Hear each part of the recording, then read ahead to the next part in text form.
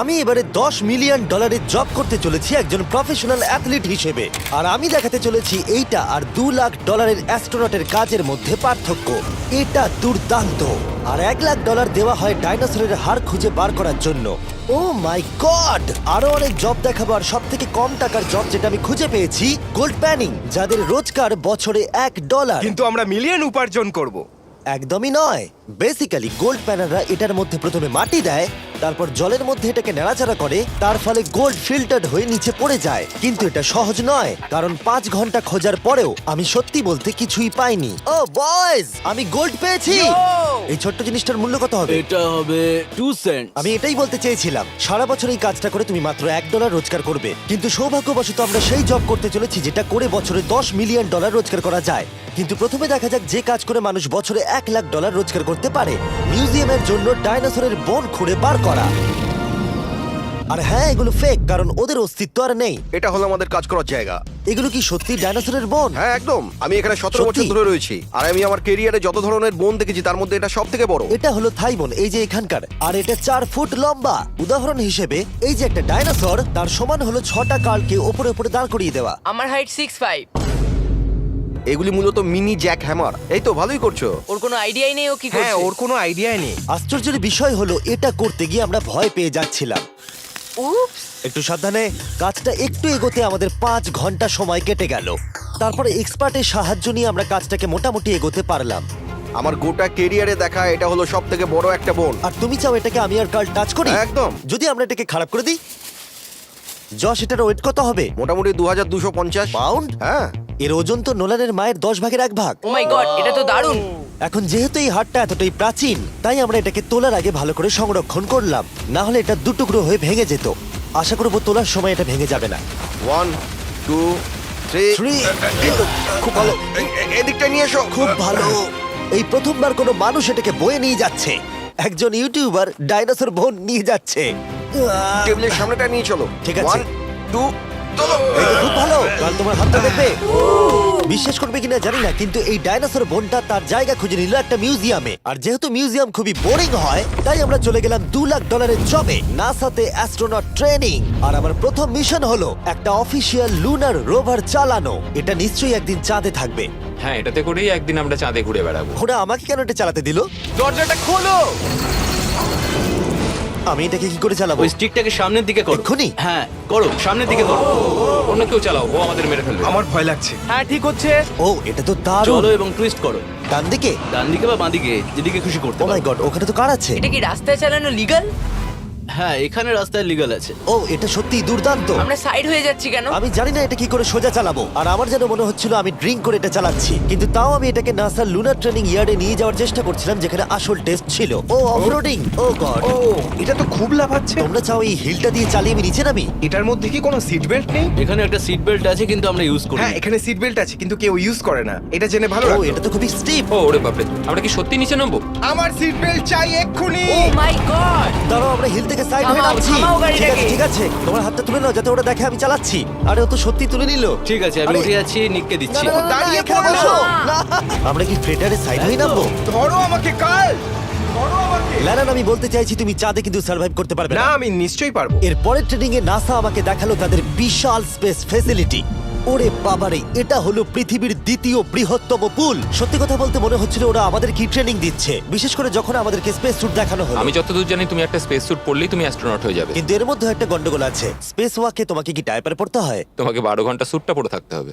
Wow, এই নাও। এটা সত্যি একটা অ্যাডাল্ট ডায়পারের মতো। ওকে, আচ্ছা, একটু সাবধানে। হ্যাঁ। এটা হাতে তৈরি করা। এটা পরে কিন্তু অনেকবার স্পেসে ঘোরা হয়েছে। তার মানে আসল অ্যাস্ট্রোনটরা এটা মনে পড়েছে। রেখো এই অ্যাস্ট্রোনটটা কিন্তু এর মধ্যে টয়লেট তুমি করেছে। কি এর মধ্যে টয়লেট করেছো? আমি না, এই স্যুটটায় নয়। ঠিক আছে। ওকে, আমার পরের মিশন কখন শুরু হবে তুমি এখন থেকে 1 বছর পর কি করবে? ভেবে দেখতে হবে। ওকে ওকে। আমার ট্রেনিং এর ফাইনাল স্টেপে সব থেকে দুর্দান্ত জিনিসটা আমি করেছিলাম। ওরা আমাকে মুন টাচ করতে দিল। না না, এটাকে জোরে টানতে হবে। এটার ওয়েট 9000 পাউন্ড। এটার ওয়েট 9000 পাউন্ড। ভাই, দারুণ। পৃথিবীর মধ্যে এটা সব থেকে বড় চাঁদের পাথরের কালেকশন। আমার বিশ্বাসই হচ্ছে না এটা আমি করতে যাচ্ছি। তুমি এখন জানলে আমাদের ইউটিউব চ্যানেল আছে। হ্যাঁ। ও মাই গড, এগুলো সোজা মুন থেকে নিয়ে আসা হয়েছে। তুমি আমাকে এটা ছুঁতে দেবে, তার কত পার্সেন্ট চার্জ আছে? 0। গতকাল আমরা একটা ডাইনোসরের ফসিল খুঁজে বার করেছি, তাই আমি এই বিষয়ে এক্সপার্ট। আমি এটা টাচ করি, না। চেষ্টা তো করলাম। এই যে মেটেরিয়ালটা দেখতে পাচ্ছ, এটা হলো আসলে লুনার সয়েল। ও মাই গড, তুমি এখন চাঁদকে ছুঁয়ে ফেললে। ও, এটা তো দারুণ। তার মানে এই টিউবের ভেতরে চাঁদের মাটি আছে, আর এটাকে নিয়ে আসার পর খোলাই আর হয়নি। তোমরা চেক করনি? তাহলে এর ভেতর তো এলিয়েনও থাকতে পারে। হ্যাঁ, চাঁদ থেকে আনা হয়েছে, তাই থাকতেই পারে। দাঁড়াও। থেকে এটা আমরা চাঁদ শুনলে? থেকে। আর তারপরে আমরা এলিয়েনরা যে সত্যি আছে এটা জানার পরে আমরা গেলাম স্ট্র্যাটোস্ফিয়ারে আমাদের পরের জব করতে। সেখানে নোলান আর গার্ল একটা প্লেন চালাবে। আমি আগে কোনোদিনও প্লেন চালাইনি। আমরা জানি না আমরা কি করছি। প্রথম দিনের ফ্লাইট ট্রেনিং এ তোমাদের স্বাগত। আমি মজা করছি না, ছেলেরা প্রথম প্লেন চালাতে চলেছে, তাও আবার মাত্র একবার এই ফ্লাইট সিমুলেটরে প্র্যাকটিস করার পরে। আচ্ছা, এটা হলো আমাদের থ্রটল। এটা পেছন দিকে টানলে এটা স্লো হবে, ঠিক এইভাবে। ও মাই গড, আর নোলান ক্র্যাশ করার পরে, ক্র্যাশ করার পরে এবং ক্র্যাশ করার পরে, তুমি প্লেনটাকে ক্র্যাশ করে দিলে। তারপরে যদিও সে সাকসেসফুলি ল্যান্ড করিয়েছে, আর সেই কারণেই সে আসল প্লেন চালাবার অনুমতি পেল। বাপরে আমার খুব ভয় এই, লাগছে। তুমি এটা করতে পারবে না নোলেন। প্লিজ তুমি আরো ভালোভাবে প্র্যাকটিস করে এসো। ও মাই গড, আমি এখন একটা প্লেন চালাবো। ও মাই গড। ওকে, তাহলে আমরা যাবো। তুমি তৈরি? হ্যাঁ, আমি একদম প্রস্তুত। Full throttle, approaching 60। কিছুটা কাঁপছে, কিন্তু তুমি এটাকে জাস্ট টেনে দাও। আমরা টেক অফ করছি। এই তো, খুব ভালো। ও মাই গড, তোমার প্রাণ এখন আমার হাতে। এ সত্যি এই পুরো জিনিসটাকে একা কন্ট্রোল করছে। হ্যাঁ, ও সবকিছু একাই করছে। আচ্ছা, টার্বুলেন্সের জন্য ক্র্যাশ হয় না তো? কি বলি? এটা দেখো, আমি এখন ডান দিকে যাব। চলো। ডান দিকে চলো। ও মাই গড, আমরা হেলে যাচ্ছি। আমার বিশ্বাসই হচ্ছে না এটাকে আমি কন্ট্রোল করছি। হাত ছেড়ে দিয়েছি। এরকম করো না। ও মাই গড। তুমি কি পাগল? আমি তোমাকে মেরে ফেলবো। ঠিক আছে, আমরা ওখানে যাব, তারপর ফিরে এসে ল্যান্ড করব। ও মাই গড, এবার কি হবে? এই একটাই জিনিস যেটা সব মানুষের কাছে বড় চ্যালেঞ্জ। ঠিক আছে, এবার আমি নামছি। আমার মেন্টাল হেলথ এখন একদম ঠিক নেই। এই জায়গাটায় আমি সব সময় সিমুলেটরে ক্র্যাশ হয়ে যাচ্ছিলাম। ও গড, আমরা এখন ওই রানওয়েতে ল্যান্ড করতে চলেছি। ও মাই দাঁড়াও, গড। দেখো আমরা মাটির কত কাছে, তাই না? ধরে রাখো, ধরে রাখো, নিচের দিকে করে সোজা ধরে রাখো। ও মাই গড। সাবধানে থ্রটলের উপর হাতটা রাখো। তোমাকে এটা পেছনে টানার জন্য অপেক্ষা করতে হবে। দীর্ঘ নিঃশ্বাস নাও। এবার আমরা নামছি। আমরা নেমে পড়েছি। করে ফেলেছো ভাই। আমি একটা প্লেন ল্যান্ড করালাম। ও মাই গড। ও বলছিল আমি পারবো না, কিন্তু আমরা এখনো বেঁচে আছি। তুমি আমাকে মেরে ফেলোনি। আমি সত্যি অবাক হয়েছিলাম যখন আমি শুনেছিলাম বছরে $1 মিলিয়ন রোজগার হয় হ্যান্ড মডেলিং এ। কিন্তু সেটা তখনই হবে যখন আপনি পৃথিবীর হাইয়েস্ট পেড হ্যান্ড মডেল হবেন। এ একজন ডাক্তারের থেকে 5 গুণ বেশি রোজগার করে লোকেদের নিজের হাতের ছবি দেখিয়ে, আর এ অনেক কাজ করে। আপনারা যে সমস্ত ব্র্যান্ডের নাম শুনেছেন, মোটামুটি সব ব্র্যান্ডের হয়ে কাজ করেছে। সে পারিশ্রমিক হিসেবে $1 মিলিয়ন করে নেয় পার হ্যান্ড। আমি আর অপেক্ষা করতে পারছি না কখনো এটা করবে। প্রথমে ও আমাদের হাত এক্সামিন করবে। আমার মনে হয় না আজকে আমার দিনটা খুব একটা ভালো কাটবে বলে। ওকে, আমি যেটা দেখতে পাচ্ছি তোমার নোকের উপর অনেক কাজ করতে হবে। ঠিক বলেছো। একদম। ওর হাতটা বাজে, বুঝলে? দেখো এর হাতে কার্লের থেকে কত বেশি লোম আছে। এর জন্য কি আমি বেশি টাকা পাবো? স্কিন টেক্সচারটা তোমার থেকে ওর অনেকটা ভালো। তুমি কি ঠিক করে দিতে পারবে? জানি না, যদি কিছু মিরাকেল হয় তাহলে হবে। আমি এখনো তোমার হাতটা দেখিনি জিমি। তোমার হাতটা তো গ্লো করছে। এটা তোমার দারুণ। হাতটা এত গ্লসি কেন? আমি জানি না আমার আঙুলের স্ট্রাকচারটা কি ঠিক আছে। হ্যাঁ, এগুলো তো বেশ ভালো, কিন্তু এখানে একটু সমস্যা আছে, স্কিন সমস্যা আছে, কিন্তু এগুলো ঠিক করা যাবে। আমাদের হাতের উপরে অনেক কাজ করতে হবে, তারপর আমরা শুটের জন্য তৈরি হয়ে যাব, যেটা আমার আর কার্লের জন্য খুবই ইজি ছিল, কিন্তু লেজারের জন্য অতটাও নয়। ও গড। ভাই এই লোমগুলো দিয়ে তুমি দারুণ জিনিস বানাতে পারবে। এই চুলগুলো আমার সঙ্গে সারা জীবন ছিল, কিন্তু চাইলেই এর সাহায্যে $1 মিলিয়ন উপার্জন করতে পারো। আর এখন যেহেতু আমার হাত আগের মতো নেই, তাই আমরা একটা ম্যাগাজিনের জন্য মডেল হতে পারলাম। এই ছবিগুলো সারা আমেরিকায় বিলবোর্ডেতে দেখানো হবে এই ওয়াচগুলো প্রমোট করার জন্য। এটা কিন্তু খুব কঠিন। হ্যাঁ, আর বেশি চাপ নিও না। ওকে, মানে ঘড়িটাকে দেখতে ভালো লাগছে। সত্যি কথা বলতে আমি ভেবেছিলাম এটা ইজি হবে, কিন্তু আমরা সত্যি খুবই বিচ্ছিরি ভাবে এটা করলাম। মনে হচ্ছে যেন কোনো সাপ এই ঘড়িটা পড়ে আছে। ভাই এটা খুবই শক্ত। তুমি একবার করবে, এটার সাথে পার্থক্য দেখবো। ও কি দুর্দান্ত। তোমার হাত নড়েনি, তাই প্রোডাক্টটা দারুণ দেখা যাচ্ছে। ভালো মডেল হওয়া মানে একটা ঘড়ি পরে নিলাম তাই নয়, মাঝে মাঝে মডেল হিসেবে তোমাকে অদ্ভুত জিনিসও করতে হয়। তুমি ভয় পাচ্ছ কেন? কারণ অফ ক্যামেরাতে হাতে একজন সাপ আরে ধরে ভয় পাওয়ার আছে। কি আছে? চিন্তা করো না কার্ল, চিন্তা করো না। ওর হাতটা এখানে রাখো যাতে ওর মাথাটা একটু সাপোর্ট পায়। হ্যাঁ একদম। এর মাঝে আমি একটা জিনিস ঢোকাতে চাই, সেটা হলো ইমোর্টালস অফ অ্যাভিয়াম। এর এই ভিডিওর স্পন্সর। একটু এখানটা ধরো। হ্যাঁ ঠিক আছে। এখন এই মডেলিং করছে একটা ওয়াচ, একটা স্নেক আর এই গেমটার। ও এটা দেখো, এটা দুর্দান্ত লাগছে। ইমর্টালস অফ অ্যাভিয়াম হলো একটা ফার্স্ট পার্সন ম্যাজিক শুটার যেখানে তুমি জ্যাক নামের একজন প্লেয়ার হিসেবে এই পৃথিবীকে বাঁচাবে কার্ল। ও কি আমাকে বাঁচাবে? এবার আমি চাই তুমি এই গেমটার এক্সবক্স ভার্সনের মডেল হও একটা স্করপিয়ন নিয়ে। না ভাই।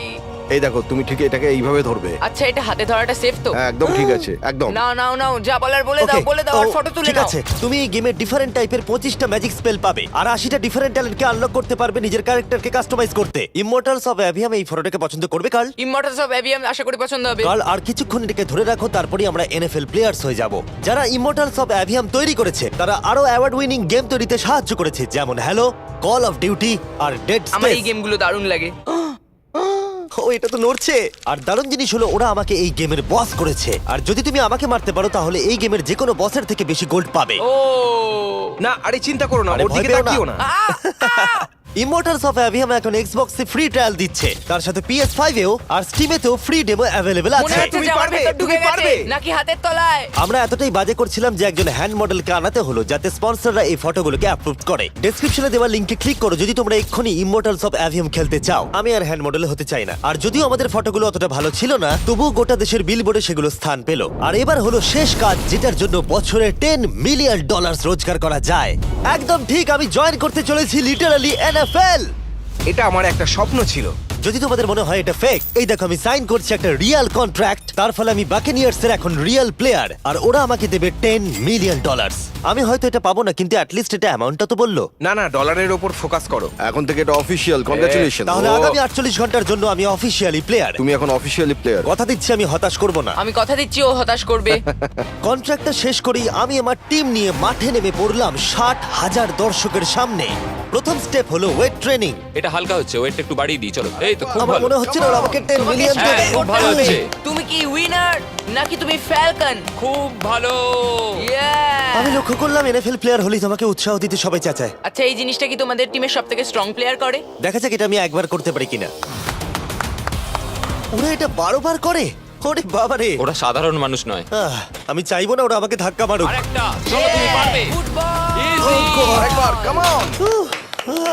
NFL এত শক্ত কেন?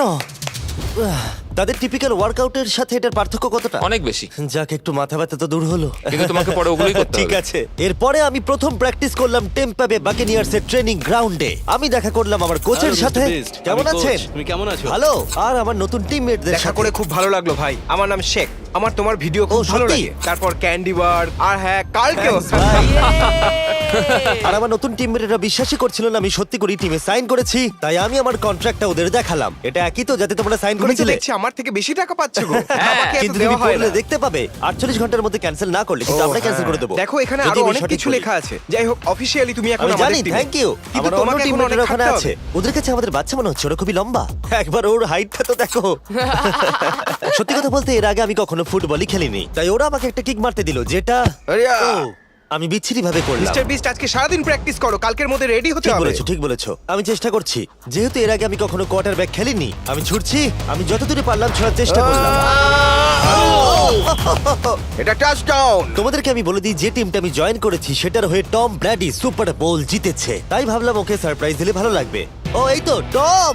ও, এক্ষুনি আমার লেগে যাচ্ছিল। টিভি কেমন আছো ভাই? কেমন আছো, কেমন আছো টিভি? ভাই? এখানে একজন আমার বন্ধু আছে, ও খুশিতে প্রায় মরেই যাবে যদি তুমি ওকে একটা না, না, হাই বলো।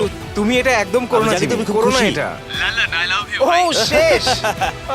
এরপরে আমরা প্র্যাকটিসের থেকে বেশি মজা করতে শুরু করলাম। লিটল ম্যান, ও, তারিক, তুমি অনেক ছোট। হ্যাঁ, তুমি যাও গিয়ে শুট করো। ঠিক আছে, পরে দেখা হবে। কেউ কেউ আমার দুদিনের কন্ট্রাক্ট নিয়ে প্রশ্ন করছিল, তাই বাক্স আমার জন্য একটা প্রেস কনফারেন্সের আয়োজন করলো। আমাদের সামনে একটা বড় খেলা আছে, আমরা শুধু সিরিয়াস প্রশ্নেরই উত্তর দেব। এটা কি পাবলিসিটির জন্য করছো? তাহলে এখানে কি করছো? যতটা সম্ভব ভালো ভিডিও তৈরি করার জন্য। হ্যাঁ, এটা পাবলিসিটির জন্যই করা। পরিষ্কার বলে দিই আমি NFL প্লেয়ার নই। জিমি, তোমার এই টিমে এসে কেমন লাগছে? আমার দারুণ লাগছে। সত্যি কথা বলতে কি, আমার ভাবনার থেকে ওরা আমাকে বেশি আপন করে নিয়েছে। আপনি কতক্ষণ খেলবেন বলে ঠিক করেছেন? জানি না, এবং বারবার বোঝানোর পরে যে এটা কিছু সময়ের জন্য, তারপরে আমি চলে গেলাম মেজার করতে। 6 feet 4.5। 6'4.5"। কার্ল, তুমি তো 6'5". আমি 6'5", হ্যাঁ। হ্যাঁ। এই মেজারমেন্টগুলো ছিল আমার গিয়ার আর ইউনিফর্ম ভালোভাবে ফিটিং হওয়ার জন্য।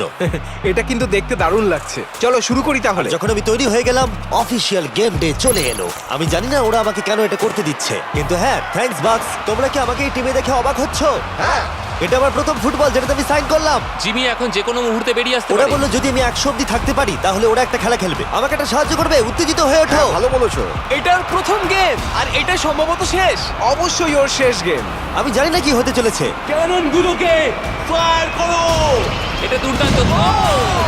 আর যেহেতু আমি একমাত্র এই এনএফএল গেমেতেই অংশগ্রহণ করছি, তাই টিম আমাকে লিড করবার সুযোগ করে দিল। চলে এসো বয়েজ। জিমি, ওই দেখো আমাদের বন্ধু। প্লেয়াররা যেন আমাকে চাপা দিয়ে না চলে যায়।